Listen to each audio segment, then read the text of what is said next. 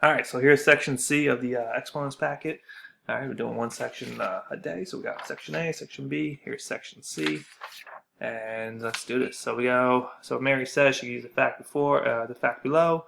She knows that second, 2 to the third power raised to the second power is equal to 2 to the third power times 2 to the third power, right? So I'm going to use this fact to rewrite this. So 3 squared, so I'm looking at A, 3 squared to the second power means 3 squared times 3 squared. Alright, if I look at B, 5 cubed to the third power means 5 cubed times 5 cubed times 5 cubed. 3 times. And the next one is 2 squared to the fourth power, which means 2 squared times 2 squared times 2 squared times 2 squared. 4 times, right?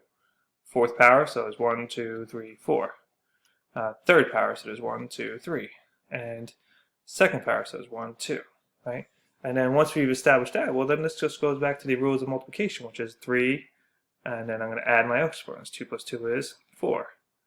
5, add my exponents. 3 plus 3 plus 3 is 9. And then 2, add my exponents. 2 plus 2 is 4, plus 2 is 6, plus 2 is 8. So rather than writing these all out, hopefully you're noticing that. Let me erase this a little bit. And this is what I want you to identify here. Right? The two powers inside 2 and 2, and 2 times 2 is 4. 3 and 3, 3 times 3 is 9. 2 and 4, and 2 times 4 is 8. So the shortcut to this is, if you have a to the m, so a to the m raised to the n power, I'm just going to multiply these two exponents, and I have a to the m n, just like we did in 1, 2, 3 examples. All right, so a power raised to a power, just multiply the exponents, and that is the easiest way to complete those. Let's take a look at some examples. All right, so we have 4 to the 7th squared. So this is just going to be 4 to the 7 times 2, or 4 to the 14th power. Right? This is 5 to the 6th, and multiply that times 7. Right? So we got 5, and then 6 times 7, which is 42. So 42nd power. And then x third to the 9th power, which is so x to 3 times 9, which is x to the 27th power. Alright, so you're just multiplying the two exponents here, and you get your new simplified answer. Okay, so now you have 3x in parentheses cubed. So what I think you guys should do here is, this cube applies to both these problems. So this cube goes to the 3, so 3 cubed, times, and it applies to the x. And this is x to the first. Remember, there's always an imaginary 1 there. And then times 3. There's actually a first here, so this is 1 times 3 as well. All right. So every number has an imaginary 1 as an exponent. So 3 to the first, and the exponent is 3. So 1 times 3 is 3. So this is 3 to the third, and 3 to the third is 27. This is x to the first times 3, which is just 1 times 3, which is x to the third, so just x to the third, so 27 x to the third. So right now this is 6 to the first, m to the first. And I'm going to multiply by the exponents here, it's 3, so times 3, right? So I apply the 3 to both those numbers. So I have 6 to the third over m to the third. Right? And 6 times 6 is 36, and 36 times 6 is 216, and m to the third is just m to the third. Now we're doing. Here's another one, so we're going to be careful with this one. Okay, so we have a negative 3a squared. Okay, so first thing I want to talk about, the negative sign. If I cube a negative sign, which really just means a negative times a negative, let me erase that. So if you cube a negative sign, so let's get the sign out of the way first. Negative times a negative times a negative, right? If it's an odd power, it's going to stay negative. If the exponent or power is even, then it becomes, so if this was negative to the fourth power, then my answer would be positive. So odd powers will keep your sign negative, even powers will keep your sign positive.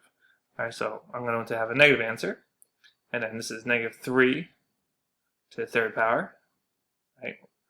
And then the last one is I have a squared, and I have to multiply that square by 3, my new power there. So I have negative 3 to the third. 3 times 3 is 9. 9 times 3 is 27. So this is separate, separate. And then a squared times 3 is a to the 6th power. You could also look at the negative 3 to the third power. So you could also look at that as negative 3 times negative 3 times negative 3. Right, which will also give you negative 27. So however way you want to address it, either method's fine. All right, so we got a couple more examples here. Let's take a look at these. I'm just gonna make this a little bigger for us. All right, so we got the negatives on the outside now. All right, so if I want to rewrite this, this is negative 1 times 4x to the 5th squared. So that squared only applies to the 4 and to the x to the 5th. So this is really negative 1 times, right, 4 squared times x to the 5th times 2. The negative stays, so negative 1 times 4 squared is 16 times x to the 5 times 2 is 10. So negative 1 times 16 is negative 16, x to the 10th. Now look at number 8.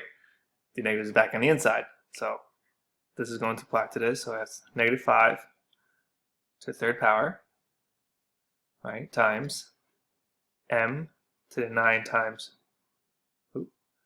m to the 9 times 3, right, multiplying those, and then lastly n to the third times 3. All right, negative 5 times negative 5 times negative 5. All right, again, the odd power here is going to keep my answer negative. 5 times 5 is 25, and 25 times 5 is 125. M, 9 times 3 is 27, and then n, 3 times 3 is 9. And done. All right, last, I have a squared. I'm going to multiply that 2 by 6, and then I have b to the 5th, and I'm going to multiply that 5 by 6.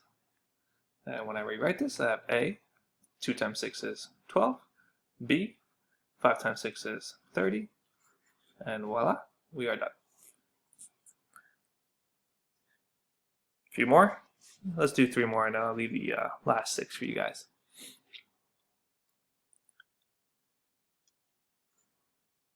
All right, bring this down a little bit. All right, here we go. All right, x cubed over y to the 5th. All right, so this is going to be x cubed on top, and I'm going to multiply that exponent by 3, and y to the 5th on the denominator, and I'm going to multiply that one by 3. All right, so when I simplify this, I have x to the 3 times 3, which is 9, y to the 5 times 3, which is 15, and done.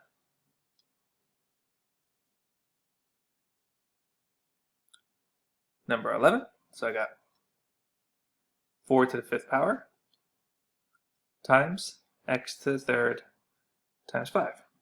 All right, so you can do 4 to the 5th, which is 1024, and then times x to the 3 times 5, which is 15, and you obviously don't need that multiplication sign there. All right, so 124 x to the 15th, or 1024 x to the 15th. All right, and last one here, number 12.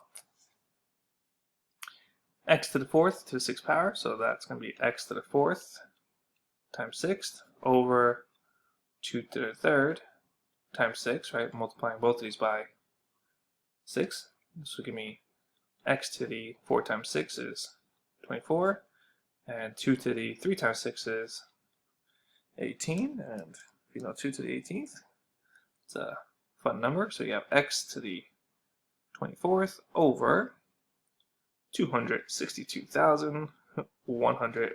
44.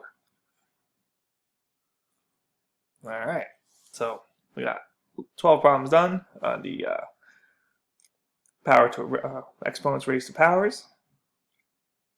I'm looking at the next couple examples here. All right, so just be careful. Watch the sign on the outside versus the sign on the inside.